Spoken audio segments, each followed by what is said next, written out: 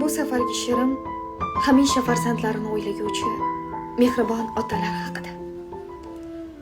Ishlab tinmay qora mehnatda hech narsadan qilmadilar kam. Kechib dunyo lazzatlaridan qarasa ham ishlagan otam. Yangi kiyim olib kiymagan. Bolam derdi nima qilsa ham sochlarini qorasi qolmay charchasa ham ishlagan otam. Bo'ston qilay bu cho'limni deb hech o'ziga bermadilar dam. Odam qilay shu farzandlarim deb qiynalsa ham ishlagan otam. Birovga hech yomonligi yo'q. Egri yo'lga bosmaslar qadam. Qiynalsa ham ishlagan otam. Yosh edimda aqlim past edi. Mana endi ulg'aydim ko'rkam.